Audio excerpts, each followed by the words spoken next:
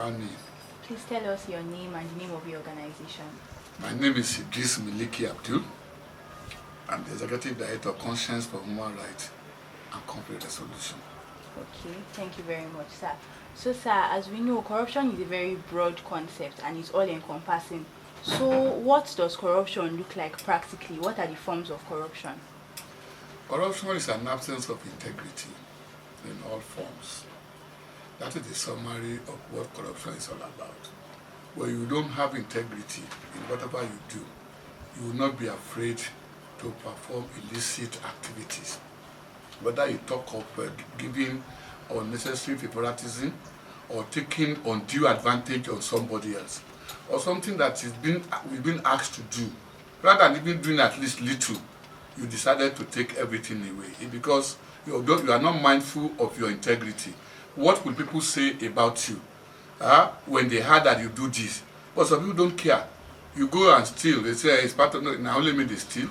You are involved in all sort of abuse. You say other people are doing it. But you are supposed to be mindful of your integrity. You are supposed to be mindful of how people will say something about you, your family that you represent. Besides, some people are saying, I am jealous of my name. I am concerned about my name. It's because to promote your integrity. And somebody will tell you, oh, so you can achieve this with your integrity intact. So it is an absence of integrity that makes people to be involved in corruption. So they don't care whatever anybody says and the outcome or what the action they have taken. But if you are conscious of integrity, you are conscious of your name, you are conscious of people around, even your children and your family, you will not be involved in corruption. Okay, thank you very much. And corruption is not about money alone. We need to, so that is why we are talking on due favoritism.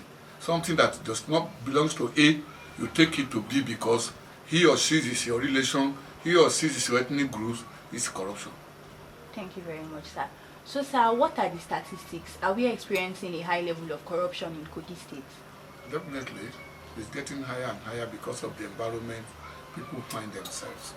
In Kogi State, the challenge we face is who is there, who did you know, and how do you get to where you are. When you talk of employment, you get to an office. What sells most today is about your language. Appointment is being made because we are not looking at issue of money. When appointments are made, what is the criteria for employment? What is the criteria for appointment? Who do you transfer from a particular office? Because you think that when you put that person there, your interests will be protected. So that is why you find that when you go, a particular ethnic group find themselves in power, majority of juicy appointment, juicy employment go to that ethnic group. So as far as we are concerned, we not really have the statistics, but we know definitely there are corruption and corruptive tendencies in Kogi State. And it's been perpetrated by government officials. And they are the ones that promote it because other people felt that, oh, these people were there yesterday, this is what they did. Oh, we are there today, we must do it. When these people come tomorrow, let them also do it. So everywhere in government circle, in public spaces in Kogi State, there are heavy corruption. Okay, thank you, sir. So, sir, what measures is your organization taking to reduce corruption in Kogi State? Of course, for the past 5 years, we have engaged hundreds, if not thousands of persons at community level. We have 9 centers where we work across the state, namely 3 senatorial districts and 9 federal constituencies. And since 2018, we've been doing that one. Again, we have been on radio for the past 5 years every week discussing the issue of corruption. We also have platform where we have website, we have our YouTube, we have our Facebook, where we project our opinion, our activities on the issue of anti-corruption. So in Kogi State today, I think we are about the only organizations or the largest organization that take corruption as our thematic area and looking for resources and getting resources to do advocacy around corruption. But one thing about corruption is that it will be difficult to eradicate. But you need to build the consciousness of everybody, whether you are young or old, to let people know the implication of corruption. And that's why you find that the media play a very key role. When you are on radio, like somebody here will always say, "Oga, we organize a seminar every week." You can't bring everybody to the hall. But when you are on radio or on televisions, you find that you are speaking to hundreds of persons. And when people listen to you, it's just like you are giving a sermon on religious activities. So we here, we have taken as number 1 thematic areas where we preach, where we speak, where we conduct training around people in all class, including men and women. And let me also tell you, when you are talking of some of these things, you don't have to talk to people that you think educated in code. Maybe somebody can speak English. But we go to rural area, you see corruption in election. And that's why we always tell people that if you don't build the capacity and advocate and give voters education to the ordinary persons, there is one simple analogy we do here. If you go to the communities in the village, a local farmer, whether man or woman, and a professor have the same value of vote on election day. But you don't need to tell a professor how to vote and how not to vote. But you need to go to that rural area to tell that person we think is local or illiterate, who have to come on at the polling unit on election day, who may be the one they will give 100 naira or 200 naira and corrupt his or her mind to vote for a party of his. You don't even allow the person to vote for a party of his tribe. So you find that corruption is in all ramifications, but it's more endemic in election. And part of the general problem we have in Nigeria is corruption. If corruption can be minimized, a lot of things will happen. You see the quality of contracts in Kogi State. It's on paper. Jobs are not done. Jobs are inflated. And procurement is where the biggest thing is. And not the top. In the office doesn't go to the site. He only wants to check whether the approval of money goes through due process. What about that contractor there? What about that supervisor, the engineer, who goes there to say, okay, a project that's supposed to just be around 50-60%, an engineer, a consultant will write that the project is 95%, and that contractor should be paid. Because at the end of the day, certain percentage is coming to him or her. So that is where we find that procurement has become a very serious matter in Nigeria that is corruption. If you look at all sort of public hearing at national level, you find that a lot of corruption are there in all MDAs. People inflated contracts. A contract that's supposed to be just 1 billion is now made 2.5 billion naira. And we are witnessing it in Kogi State, where contract is said to have been completed, and such contract is not even up to 50%. And abandoned project is also corruption. And that is there. If you look at around Kogi State today, we have 2 Gingatic hotels that is owned by Kogi State. It's comatose. These are institutions that are supposed to provide employment. These are institutions that are supposed to provide services. But because they knew that they can swear and even generate revenue, but they can swear to go to Abuja and claim to have spent 10 million naira to organize an event rather than organize it in Lokoja here. Somebody also told me that if vehicles were supposed, memo was developed, and such vehicle was supposed to be 53,000. But when it goes to the authority concerned, it was now moved to 105. Is that not corruption? And that is the issue that we find here. Who is supposed to purchase vehicles? Which ministries? Which agencies? But everything is being surrounded. We also look at budgetary processes. You look at the budget of Kogi State. In most time, the current is more than capital. And why is it that everything is under the government house? A government house does not generate money. It's having 2023 budget 8% of the entire budget to be squandered. And when you now see in a preceding year, not less than 90% is claimed to have been implemented. You keep buying computer every day, every year. You keep saying you are buying vehicle every year. Meanwhile, there are MDAs, such as SEMA, who manage disaster, does not have money. So these are some of those antecedents that we find ourselves in Kogi State and all over the country. That is that corruption is endemic, due process are not followed, undue favoritism is what we have witnessed. So the statistics is getting high and higher in Kogi State. Thank you very much, sir. So, sir, can you say the fight against corruption in Kogi State and Nigeria as a whole is yielding results? Definitely the consciousness around corruption, because you must have parameter to make assessment. The federal government is doing more than the state. It's only in Kano State that we even have an anti-corruption agency established by the state. What happened to all the money going to all the state? Who is monitoring it? We have FYA, and people are afraid to even monitor. So for the fact that you have institutions and you have legal framework to fight corruption, it is only federal government that have ICPC, Code of Conduct Bureau, and even EFCC that are doing a lot. But the state government across the country collect money from the federation account. Who do they account to? What of the state of assembly that's supposed to monitor the expenditures, the procurement of various MDAs at state level? What about the local government? For instance, now in Kogi State, is the father of corruption when it comes to local government issue.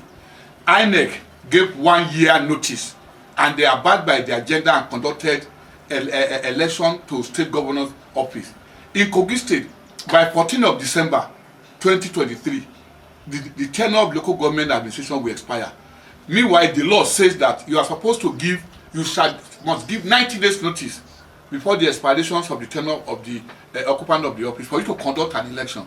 In today, as we are now, is today not 8th of the month? So it means that less than 2 weeks, the expirations of will be there. Yet there is no machinery in place by the outgoing government to conduct election to fill the space.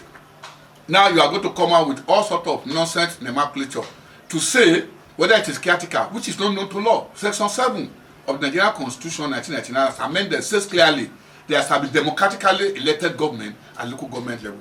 Why? Is that the state government failed.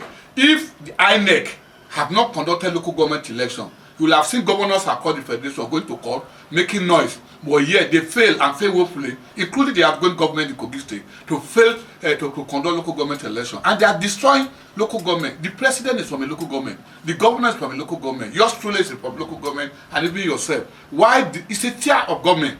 It's not an arm of government. You cannot make a local government administration a unit under the governor's office. It is a tier of government, and that is the federating unit. So therefore, in Kogi State, under the outgoing government, corruption is endemic.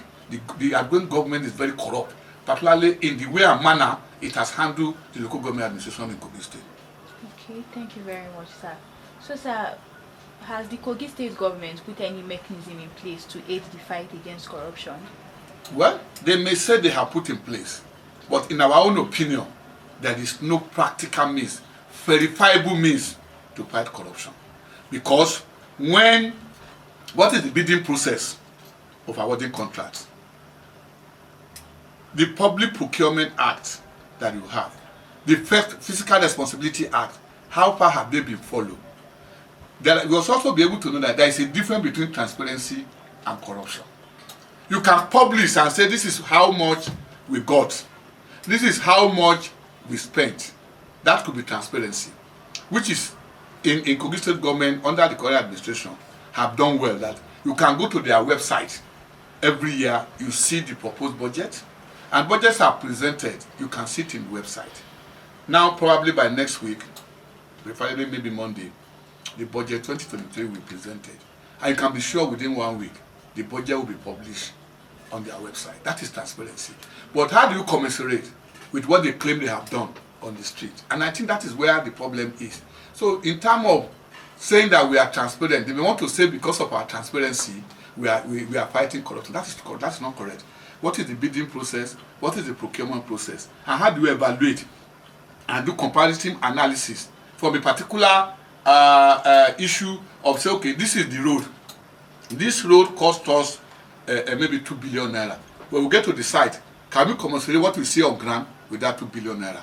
This is where the issue is. So government will always claim, it's like somebody who sell akara, cake, will always tell you akara is hot, until you put that akara in your mouth for you to know that yes, the akara is cold, but you cannot return that akara again. So as far as I'm concerned, I have not seen verifiable machinery put in place because there is no law in place.